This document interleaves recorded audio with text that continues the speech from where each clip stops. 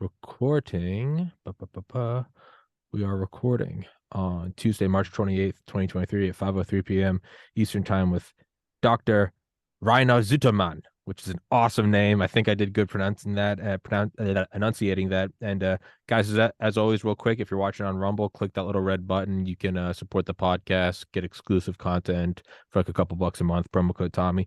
But we were just talking beforehand. You acknowledged and expressed love for the flag behind me, and I said I always have it up, and most people my age aren't proud of their country. And you made a great point, which I think would be great to start with, and it's conservatives tend to, you're right, almost make the sin of apologizing for not being a leftist. And conversely, a leftist shouldn't have to apologize for not being conservative. Yes. There's a hesitancy to defend one's own opinion. I don't know how it is in the United States, but here we have a lot of these talk shows in TV. And if you see a conservative and a leftist, the conservative is leaning forward. Oh, maybe we are more on the same page as you think. We don't disagree so much. The leftists never do. They attack. Now, I think this is what we should do. And, this is one reason why I wrote my book In Defense of Capitalism, because I think capitalism is a great system. And capitalism is also what made the United States the greatest nation. But I think a lot of people forgot it, and they don't know today why capitalism is a much better system than any other system. Yeah, and even that is something that no one should apologize for. I mean, I got into medical school in 2013 and I decided not to go. And 10 years later, I have this podcast and it's just now starting to succeed. I did this. I mean, personal incentive. I want to be my own boss. I want it to be free, and I want to make money doing what I love. I didn't do this out of the kindness of my heart or because I thought it would be fun. I did this because I wanted to. And personal incentive is what drives society forward. You don't have to like it. No country has ever been as wealthy as this country. No country has poor people who are also fat. That is our marker of success, I believe. Yes, but the bad news is I saw the index of economic freedom some weeks ago. I don't know whether it's published every year by the Heritage Foundation in the United States. In this ranking from all countries in the world, how economically free they are. And I tell you one thing, United States in the last ranking published a few weeks ago has the worst ranking since they started since 1995.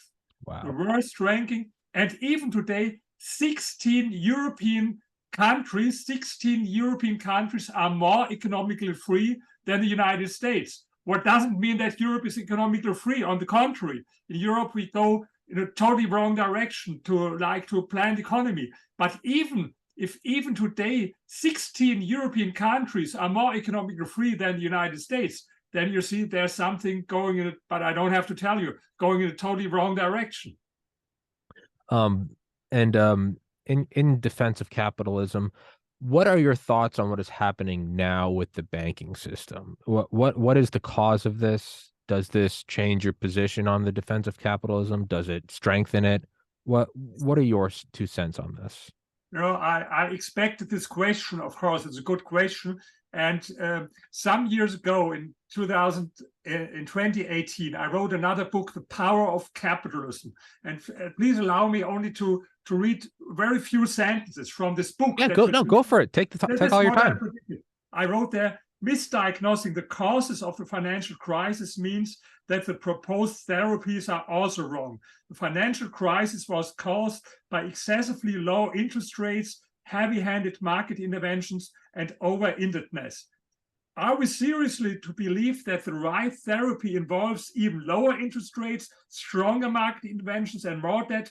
These measures may well have a short-term impact, but markets are becoming increasingly dependent on low interest rates. Such low interest rates do nothing to solve the underlying problems. They only suppress the symptoms and push them into the future. The current combination of overly excessive regulation and interest rates of zero will cause considerable medium-term problems for many banks and is breeding ground for new, even more severe crises. This is what I wrote some years ago. This is what I expected, because so this is the crazy policy of the Federal Reserve, also from other central banks. They behave like planning authorities in a planned economy and leave the economy alone. This is what caused all these problems.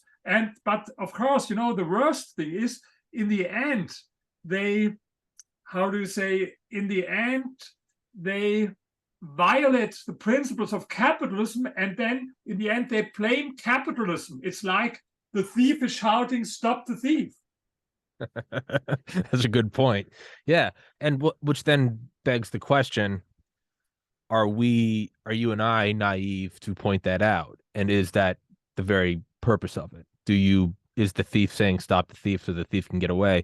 Are these central banks destroying capitalism and the freedom that normally goes in hand with that by the very design, by some sort of Marxist ideology or top-down whatever we want to call it, a totalitarian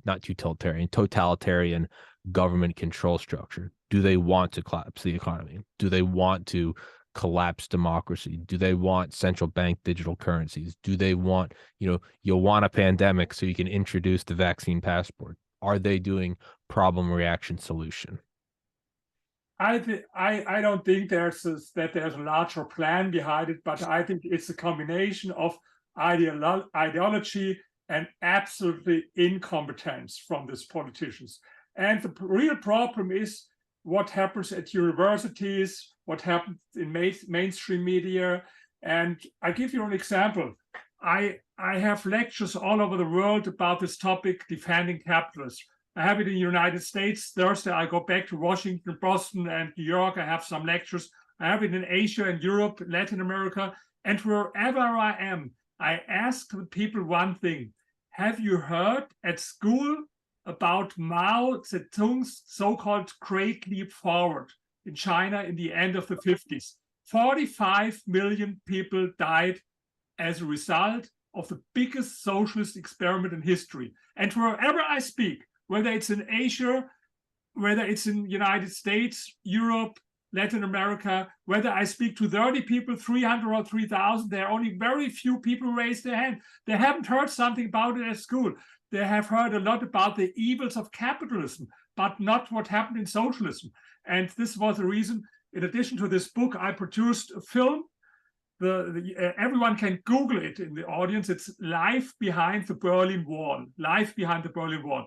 I'm proud because we got a award for best short movie at Freedom Fest in Las Vegas last year. And I compare East and West Germany. People don't know it. Maybe I can ask you, what do you think? How long did you have to wait for a car in East Germany? What do you think? What do you guess? I think it was, if I remember correctly, I think it was 10 years. Yes, you're correct. Most people don't know it. The shortest time was 12 and a half years. Then the longest time, 17 years. So it was between 12 and a half and 17 years. The same time in West Germany, you can go to every car store like you can in the United States, buy a BMW or a Mercedes or Volkswagen and take it with you. You had to wait between 12 and a half and 17 years. And in the end, you got the worst car in the world, the Trabi, what was famous for being the worst car in the world. Or another thing, only 27% of people in East Germany, 1989, had to share their toilet with other people. They had not their own toilet. It's not 50 years ago. It was only 1989. Or another fact, only 16% had a telephone. I don't speak about cell phones. I speak about landline. And these were the party members. They had a telephone. And these are facts. I think people should hear something about it at school. And then another thing. My book here, I can show this is my book here, Defense of Capitalism. This book starts with one chapter. Capitalism is to blame for hunger and poverty. This is what anti-capitalists will tell us. The truth is, before capitalism, 200 years ago, 90% of the worldwide population lived in extreme poverty. 90%. Today, it's less than 10%. And half of this reduction happened over the last decades. I think this is great. So I have Like you have your flag, I have a t-shirt, not today, but I have a t-shirt.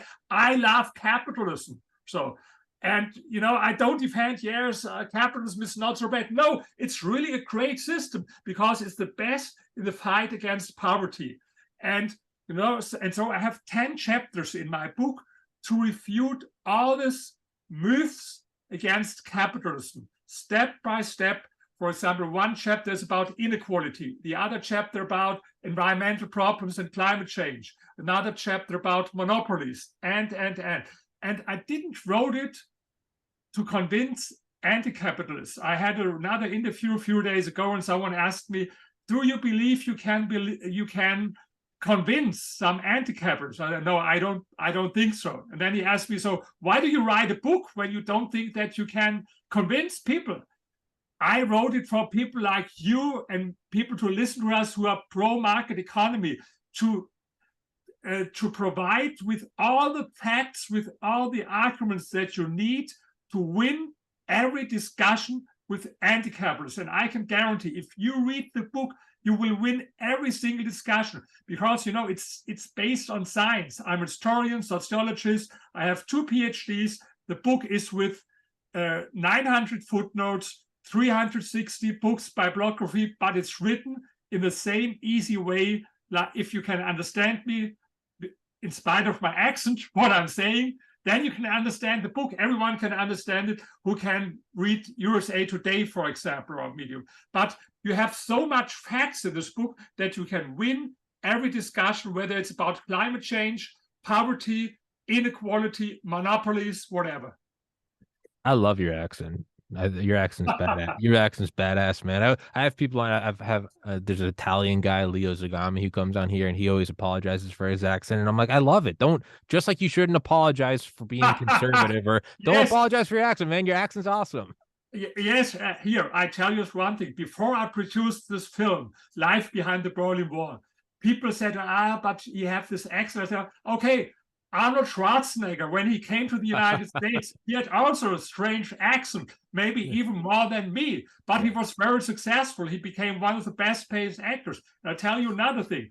Arnold Schwarzenegger, this time, why did he come to the United States? Because this was the land of his hope. Because this was the land of capitalism. This was the time from Ronald Reagan, for me, the best president ever for the United States. And he came there. And now he came from Austria, and this Austria was for him too much socialism. And I mentioned before this index of economic freedom. And do you know what happened in the meantime? In this index of economic freedom, today, United States is even worse than Austria. Maybe Arnold Schwarzenegger will go back to Austria because he just said the United States is too much socialist. Let's go back to Austria. That would be the turn of all turns. Could you maybe, for myself and for my list, because I have a biology degree, finance is not something I necessarily handle well. Could you describe or define what economic freedom is? What is the index of economic freedom? Why is this important that it's... Yes, you can Google it on the internet, Index of Economic Freedom by the Heritage Foundation. It's a ranking. They created the Heritage Foundation since 1995, and there are 12 different criteria for economic freedom. So business freedom, labor regulation, taxes. It's not only one thing. There are 12 different criteria. And it's a ranking. You can get it for free on the internet. It's 500 pages. Very interesting. And for every country, you get the ranking. For example, the best countries there in this index is like Singapore, Switzerland, New Zealand's country like this. The worst, number 180, I think it's North Korea, Cuba, and Venezuela. And United States today is number 25. What is not so bad, but if you think that Sweden, even Sweden is number 10, and United States number 25. So I thought about something, when I was in the United States, I heard this Bernie Sanders fans, Bernie Sanders. And he spoke about Nordic Scandinavian socialism. But according to this ranking, Sweden is more capitalist than the United States. Denmark is more capitalist than the United States. And if you compare Sweden and the United States, I compared them both. The number of billionaires in Sweden, of course, adjusted to population. Sweden has only 10 million people there. It's 60% higher in Sweden than in the United States, 60% higher. And last week, I read the new book from Bernie Sanders.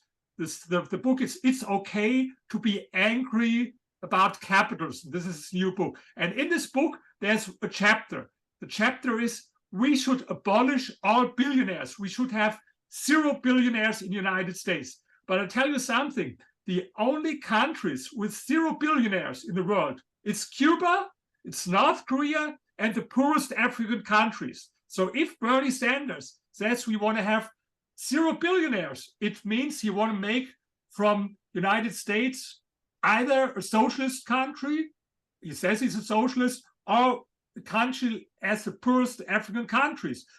And I think United States should be proud to have a lot of billionaires today, but pay attention. Today, even in Beijing, there are more billionaires than in Iraq.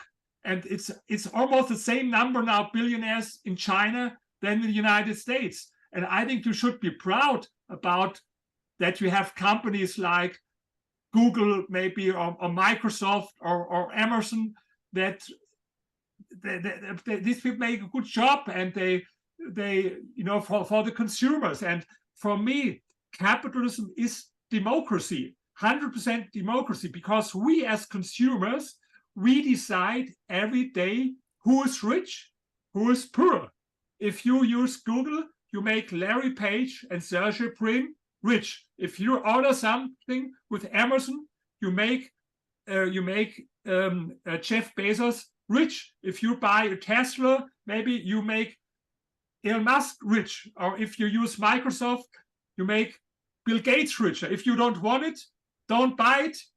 And this is democracy. And this is the difference for me between capitalism and all other systems. Because in capitalism, in the end, entrepreneurs and in the end, consumer decide what is produced.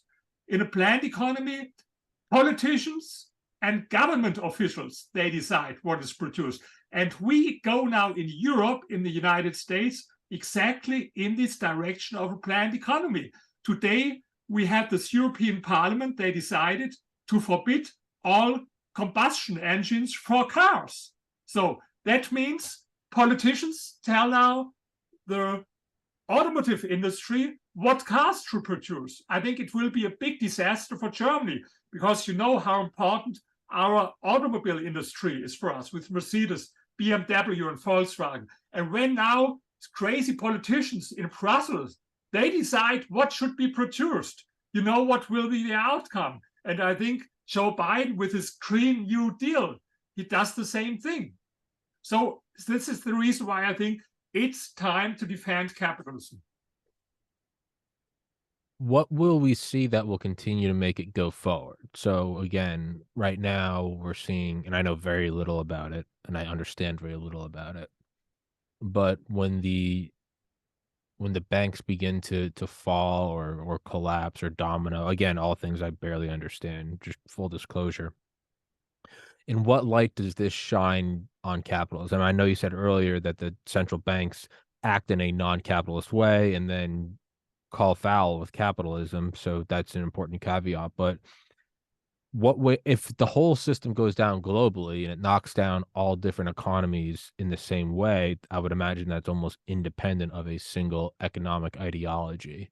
But what are we seeing now with, let's say, SVB, Signature, Deutsche, Credit Suisse? How does that reflect and this is someone that's agreeing with you, but just to play devil's advocate, how does that reflect on capitalism? I think it's very dangerous, because it's not only important what happens, but more important is the interpretation of what happened. And if mainstream media and if politicians, if they blame capitalism, and if they tell us we need more state, more regulation, maybe to nationalize banks or whatever, then it's a further step in the direction of a planned economy.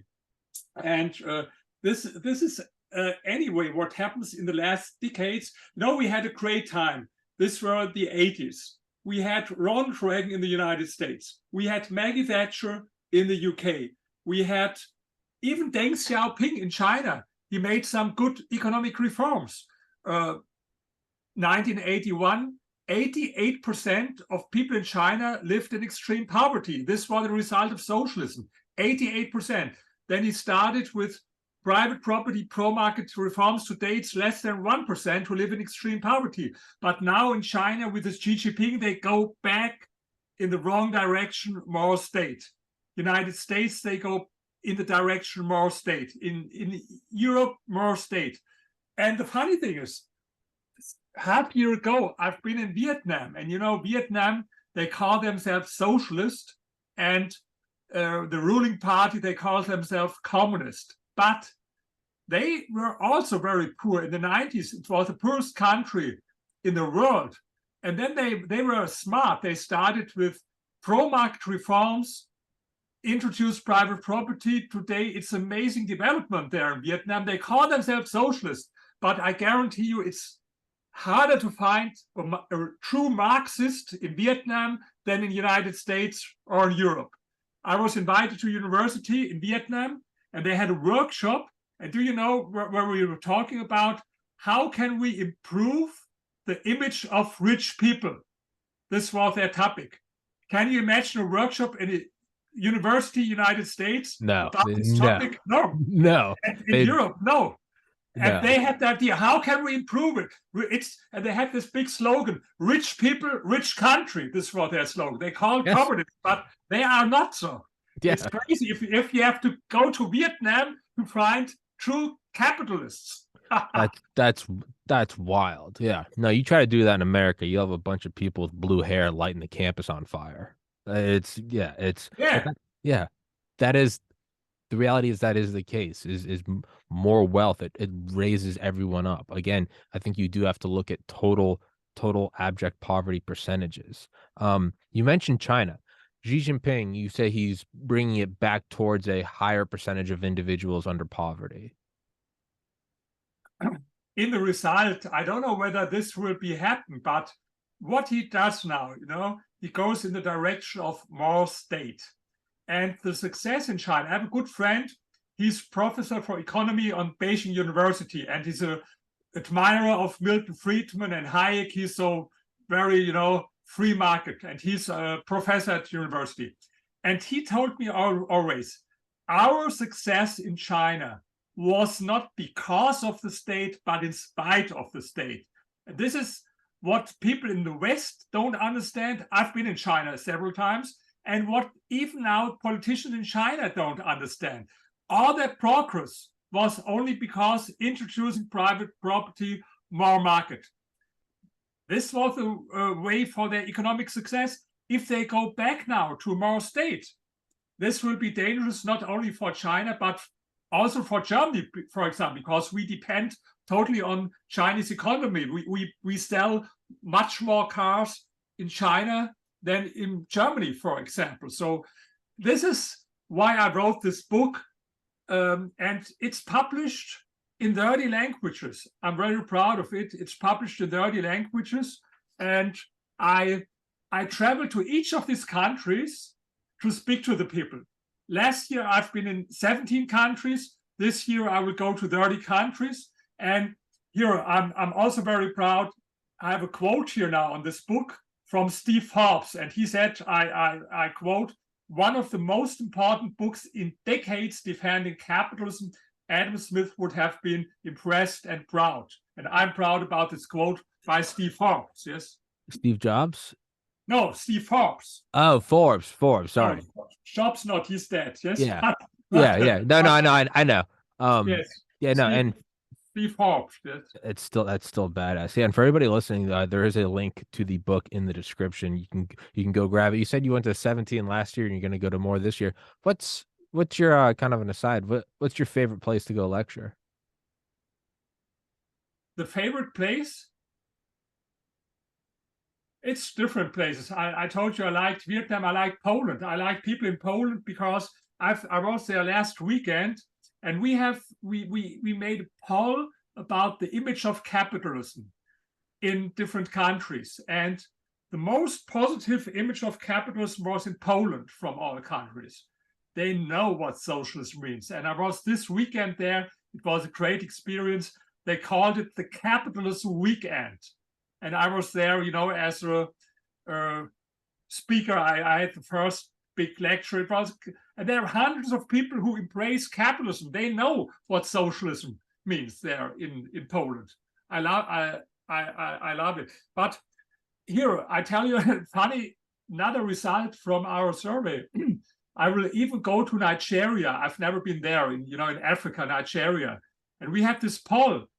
And even people in Nigeria, they knew better than people here in Germany that capitalism is not to blame for hunger and poverty. We had a question, do you think that capitalism is to blame for hunger and poverty? In Germany, most people said, yes, it's capitalism. In Nigeria, they are smarter than we are. They know it's not capitalism. Well, they're faced with the reality of it. It's very easy to criticize capitalism when you have a refrigerator full of food, you have clean clothes on, you have a nice bed, you have a job, you have police, the city's not falling apart, the grocery stores are full. It is very easy to sit back and wax poetically about how evil capitalism is when you're not starving and hoping someone doesn't blow your head off and take your breadcrumbs. It is a luxury.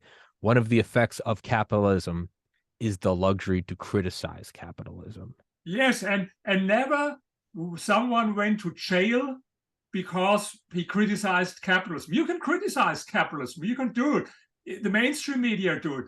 But what is with the opposite? If you live in a socialist country and you become the Gestapo, yes, then you have to go to jail.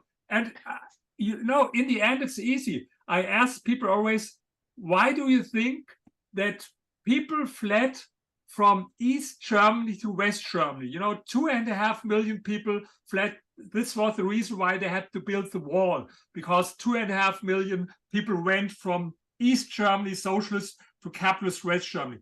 Have you ever heard about people who are going from South to North Korea because they hope for better life in North Korea? Or have you ever heard about someone to go maybe from Chile to Venezuela because they think it's great in Venezuela? Or have you heard about someone going from Miami to Cuba, maybe for 2 weeks holidays, but not forever? And so you see it. And with Venezuela, it's one thing a lot of people don't know. I have these facts in my book. 50 years ago, 1970, Venezuela was one of the 20 richest countries in the world, one of the 20 richest countries, as rich as UK. Then they started slowly regulation, labor market regulation, and all this stuff. Situation became worse. But then in 1999, they voted for Hugo Chavez as president. And all intellectuals, left-leaning intellectuals in the United States, Europe, they were so enthusiastic. They called it the socialism of 21st century.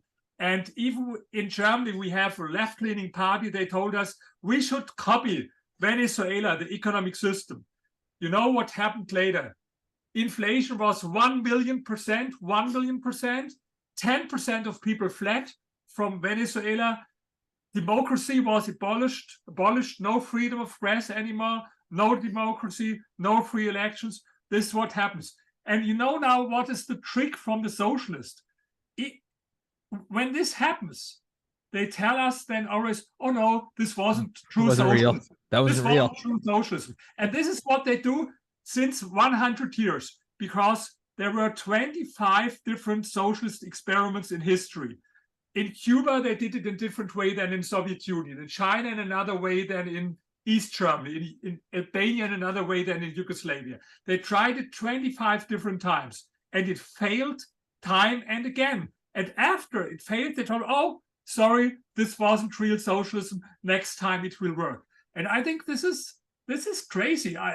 Imagine there's a housewife who bakes a cake, and then she invites the guests, and the guests have to vomit because something was wrong with the recipe. Then she understands, okay, I have to change a little bit with the recipe. Then she invites again guests, they have to vomit next week again.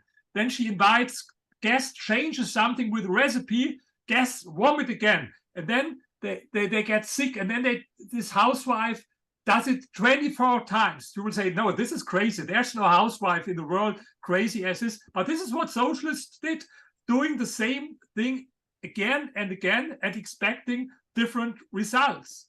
And then they have another trick. They love to compare the reality with their utopia or with a book. If you discuss with them about socialism, they will tell you, no, in Cuba, this is not real socialism, and the Soviet Union not, and they're not, but I have here this book. And in this book, in my utopia, it's written down how it should be. But it's the same, for example, I don't know, may I ask you, are you married, sir? No. Okay, you're not, maybe someone is married, I ask people, and would you be surprised when you come home this night and your wife tells you, we have to talk, and it's about divorce, and I tell you why.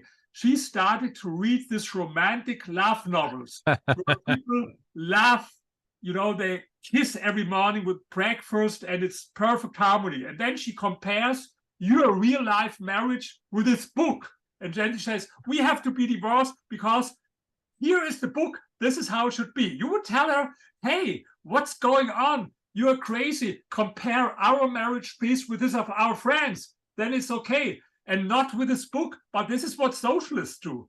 They compare it with a book and with a utopia and not with reality. Not like I do in my books, in my film. I compare East-West Germany, or I compare China at Mao's time and China after this. And that's not what they do. And maybe a last thing from me. When I travel to so many countries, I have a lot of different experience. And I was in Argentina last year. And in Argentina, it's also a sad, sad story. Argentina was 100 years ago. It was as rich as the United States. It was one of the 2 or 3 richest countries in the world, Argentina. And then they started with their crazy Peron policies, socialist policies, and they become poorer and poorer and poorer. And today, they expect everything from the government. This is a big mistake. They don't believe in themselves, but they expect everything from the government, from the state. And you have to explain it to people in an easy way. I had a lecture there in a city in Argentina, maybe 80 or 90 young people, 20 to 30 years old. And the first row, there was someone, a young man, maybe at the beginning of 20s. He wasn't really handsome, so I thought maybe he has no girlfriend. And I asked him, hey, do you have a girlfriend? And he said, no, I don't have. What I expected. And then I asked him, okay, do you would like to have a real pretty girlfriend? And he said, oh, smiled, yes, of course. And then I asked him, who do you think will bring you this pretty girlfriend? Do you think the government will bring you, the state? And he said, no, he laughed, I don't expect it. Yeah. And then I asked him, who do you think is responsible for getting this pretty girlfriend? And he said, that's me. I think that's me. Yeah, I said, you understood it. This is what I'm talking about. It's not only with his girlfriend, it's with money. It's with all important things. Don't expect it from the government. Don't expect it from the state. It's your responsibility. It's your task. So you have to explain it to people in this easy way. Yeah. Yeah, the government's just, and I had this problem when I was younger. I was, oh, the government should. Who is the The government's just other people. The government's Tommy. The government's Reiner Zitelmann. Government's just people. They're just people. And what do you think those people are doing? Do you think something magical happens when you leave a private corporation and you go to a government? No, you have self-interest. You have special interests. Yes. There are bribes. There are priorities. The difference between a government-run system is you have one group of people in control who can screw everybody else. In a market, you have multiple people in control who might screw the market, but they're also trying to screw each other.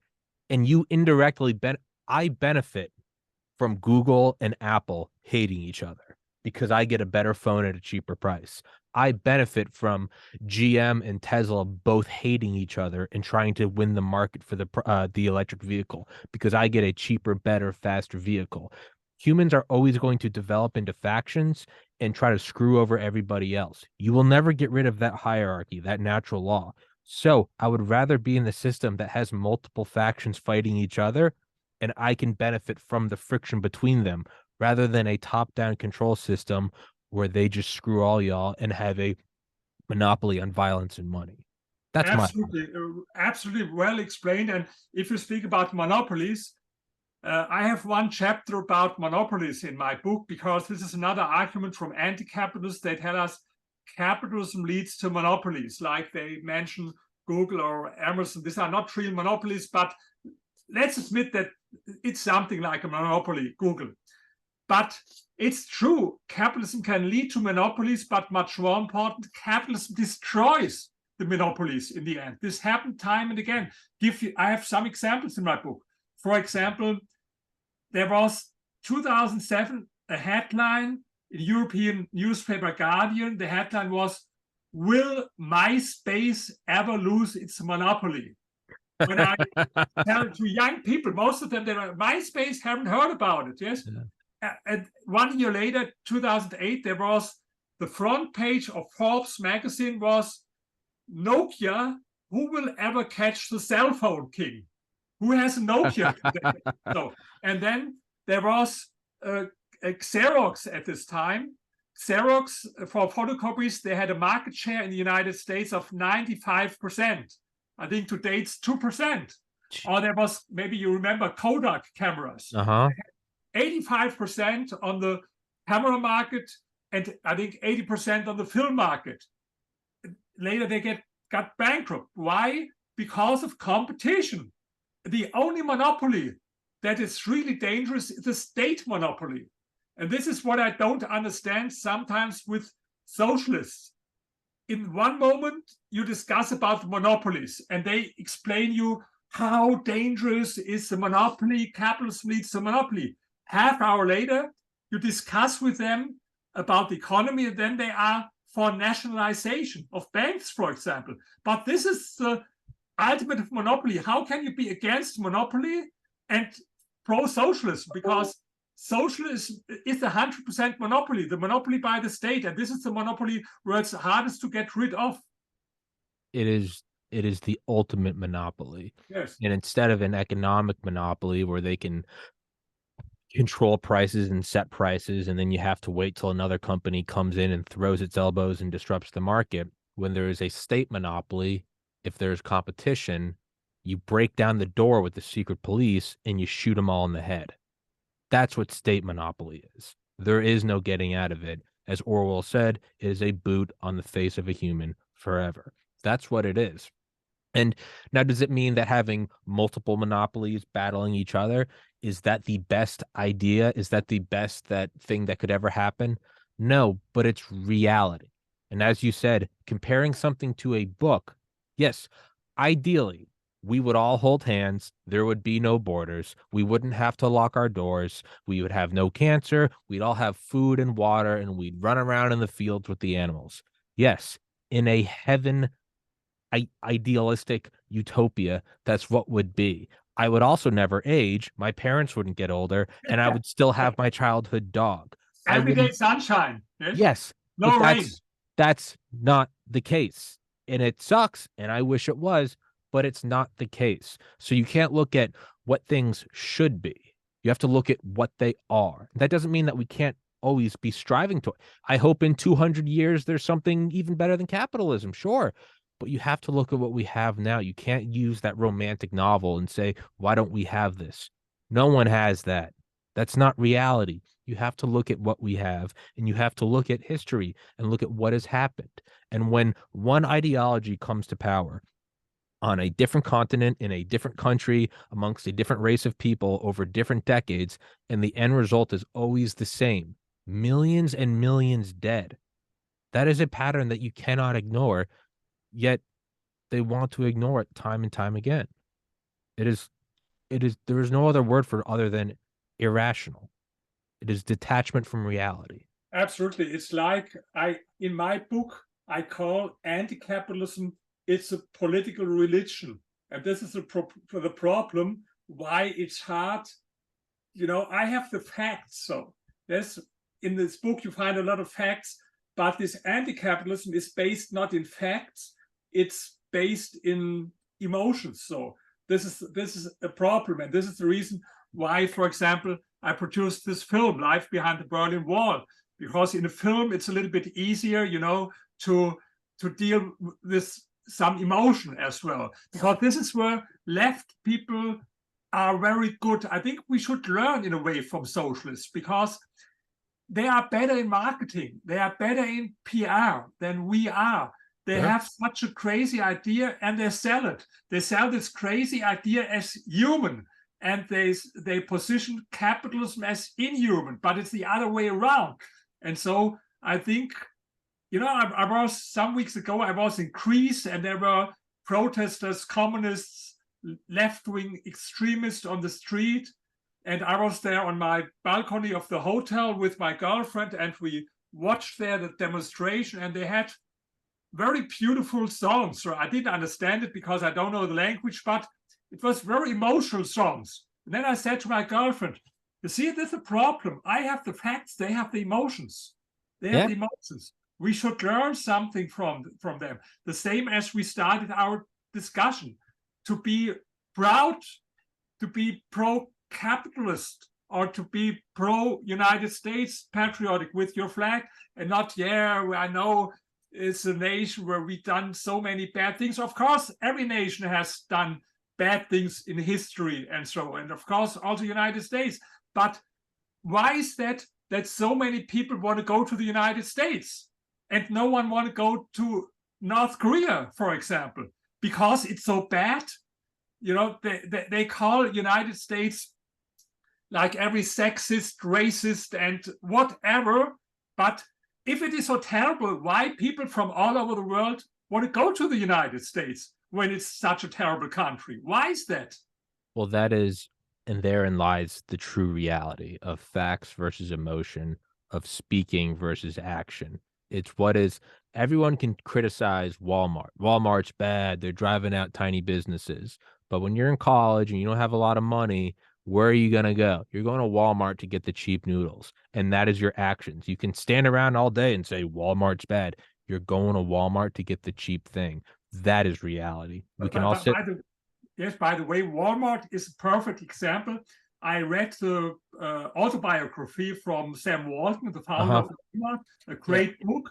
Yeah. And you know how he was one of the richest men in the United States at his time. And why? Because his idea was, how can consumer get cheaper, good products? This was how he became rich.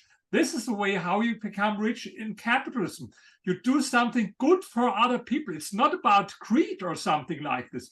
It's about empathy. It's about giving something to people. He gave them the possibility to buy things much cheaper. We had the same in Germany. The richest men in Germany were for decades two brothers, and they founded something similar to Walmart, a discounter where you could buy things in a good quality, cheap. And I think this is great. So this is the way, socialists, they think that rich people become rich because they take something away from the poor. But this is nonsense. You become rich because you do something to fulfill the needs from other people. This is how capitalism works.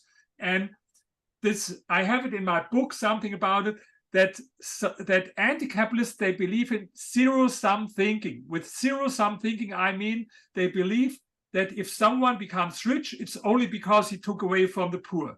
But if this would be true, how to explain this fact? The number of people in poverty decreased in the last decades, like I mentioned before. It decreased from 42% in the beginning of the 80s worldwide to 9% today. The same time, number of billionaires increased. In 2000, we had 500 billionaires all over the world. Today, we have 2,700 billionaires. So if at the same time, the number of billionaire decrease, the number of billionaire increase, the number of poor people decrease, there you see, zero-sum thinking is stupid. It's wrong. If I'm on Instagram and I have 1,000 followers, and then that number goes up to 10,000, I did not take followers from anybody else. Is Yes, that it? Right? yes, exactly. It is. That's one of the beautiful things about wealth is there's wealth creation. Unlike a physical reality, or if I have this water bottle, it's mine and it's nobody else's. That is zero sum, sure. With wealth and efficiency and economies of scale, the same plot of land that 200 years ago made some potatoes for some small family, now with increased yield agriculture, genetic engineering, and with equipment and satellite data to watch climate change, you can get more out of that same plot of land. That is wealth increase. You're making more for everybody. The idea that you're taking something from someone else, that's a caveman mindset. I love it. Well explained, and a good example, a good metaphor with this Instagram. Yes, it's true. This is they think it's only about an existing cake to distribute it. No, it's about how to get the cake bigger. Bigger, yeah, make more cake. More Yeah. cake. And not about, they think always, if they speak about the economy, they speak only about more debt or more taxes. This is the only thing socialists, the only recipe. More debt, more taxes, and not how to create more wealth. Yeah, increase the actual. Well, it comes down to the entire thing is creation, innovation, and personal incentive. You have to have a reason to go and do something difficult. If there's no incentive for me, I'm gonna do the most little amount of work I can do, and then I'm gonna get drunk at night and go to bed.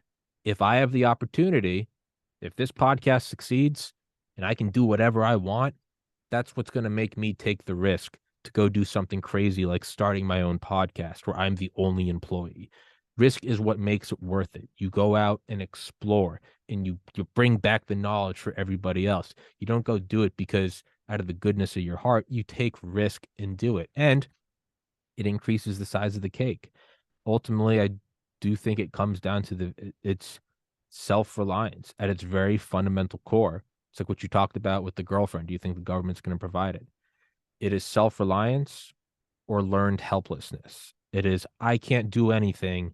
I need someone else to do it, which is the antithesis of what it is to be a human, coming from apes coming out into the fields and learning agriculture and inventing the wheel and fire and written language and boats and planes.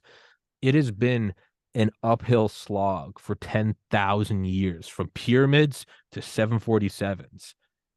The idea that we're all of a sudden going to go, I want someone else to do it for me. At any other time in human history, if you sat back and said someone else is going to do it for me, you'd die, you'd starve, or you'd be beaten to death with a club. I don't know. Again, it's kind of a catch-22. The luxury of capitalism is the freedom and the time to sit around and complain about capitalism. Yeah. It's a weird paradox that I'll admit I don't quite understand it, but it is an odd thing. You have the freedom to sit around. You don't get jailed, you don't get sued, you don't get the secret police don't break into your house. It is the ultimate freedom to complain about the freedom. Absolutely absurd. I love your talk show. I wish you all success. It's really great. This is true capitalism. True capitalism is to make your dreams come true. And, I spoke about Arnold Schwarzenegger because he's from Europe. I admire him. It was his dream. His dream was always to go to the United States because this is capitalism here. And look, he came from a poor, his father was an ordinary policeman in Austria from a small village. And he could come there, first be the best bodybuilder in the world, then being one of the best paid movie stars, action stars with Conan and Terminator and all this, then elected 2 times governor of California. This is the land of the dreams, where everything is possible. This was the reason why he came there. And today, but I think if I speak with people like you, I have a lot of interviews in the last weeks with a lot of radio talk shows, And I see, especially I love it, this radio talk shows, there's this entrepreneurial spirit, and it's still alive in the United States. Of course, it's not in the government today, yes, but in the peoples. I think there are still a lot of people, and this is, why I wrote this book and why United States is so important. I was there a few weeks ago. I will go there Thursday to Washington, then I go to New York, then I go to Boston to have my lectures there, because I have the time. I was an entrepreneur. I founded my own company. I sold it 7 years ago. Now I have enough money. I can do my research. I can write my books. I can travel, and I hope I can make a little bit of contribution to what entrepreneurs should do, but they don't do. This is the problem. In my opinion, the biggest problem is not this anti-capitalist and crazy cancel culture, woke and whatever people. No, the problem is the people who should defend capitalism, entrepreneurs. Most of them, they are silent. This is the problem. They are silent. There are only few who speak up, but most of them are silent. And so it's good that there are people there like you who are not silent, who speak with the people. And I see we are on the same page. You can explain it in simple words. And this is important to explain it, because I think will be hard to convince intellectuals, because for intellectuals, this anti-capitalism, this is their political religion. I think we should more reach out to ordinary people, to workers and so on. And I think in some way they can understand better than these intellectuals. And it is kind of on the topic of entrepreneurs not defending capitalism. Again, it's this weird hedging of your bets of I'm not going to say that I'm for capitalism. I don't want to. What they don't understand is that there is no negotiating with the crowd. The crowd hates you. Whether or not you say, if Elon Musk comes out and says, I'm against capitalism, they're still going to hate Elon Musk. They're going to hate you and everything you stand for regardless. So stand firm in what you believe in. There is no negotiating. There's a reason why we don't negotiate with terrorists, because it doesn't work. So come out and just say who you are, what you believe in, say it respectfully, but don't cede a single inch, because they're never going to go, oh, he's a billionaire, but he says capitalism has some problems. No, they're going to keep eating at you until it's all gone. So don't be an idiot. Just stand firm. Say what you believe in. I met last year I think it was in Miami. I met John Mackey, the Whole Foods founder. Okay. You know him? Whole Foods founder. No, John but Mackey. I know Whole Foods, so yeah. Yes, and he's also pro capitalism, and he published an article, I think in Wall Street Journal, against Obamacare. And then the leftist, he told me what happened there. They were so crazy about it, and they from boycott, and they don't buy any longer, only because he has a different opinion. Only because he has a different. So I'm very proud. If you see here my book, even John Mackey, I sent him this book, and he wrote also, this is one of the best books pro capitalism. So I'm very proud about it, because it's a lot of work to write a book like this, and in the end you don't make much money with the book. But for me, it's so, if I see there are people who understand it and who give it to others, and use it in their discussion, if they discuss with anti-capitalists. And I can guarantee everyone who reads this book you can win every discussion with every anti-capitalist, because you have all the facts there, all the facts. And on a final note, just kind of a personal observation, it is kind of funny that the wealthiest people from capitalism, I mean the real Carnegie, Rockefeller, Vanderbilt, they all tend to donate most of their money to philanthropy in the end anyway. It's like they're doing the idea anyway of giving back, of helping others, and they're doing it far more than anyone else could, because they're using their capitalist gains, which is kind of funny. Yeah. It is. They tend to do something like that, and you're not going to get that from the government. You're going to have the person that increased the size of the cake. More often than not, they give back a lot of the cake. They build a medical school with their name on it. They build a hospital with their name on it. In the long run, that does more for society than anything, which is ridiculous. But even, even this anti-capitalists don't accept it because they say, no, we should tax them, take all away so that the government can spend the money. But who believes that the government is able to spend money in a better way than they do? Who believe it? It's crazy. It's a crazy idea. And it's crazy, if you earn your own money as an entrepreneur and you want to keep the money, maybe they call you greedy. Yes, they call you greedy. But if you are someone you want to take the money away from tax rich, then okay, then you are social. No, I think you are greedy because you want to take money away from other people who work for this money. You are the greedy one, not the guy who worked or who founded his own company. Well, again, we're dealing with an obsession with a fantasy land utopia, and you're comparing it to reality.